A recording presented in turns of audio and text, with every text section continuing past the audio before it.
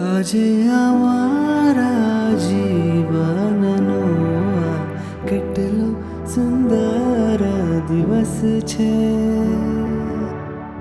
આજે અમારા જીવનનો આ કેટલો સુંદર દિવસ છે.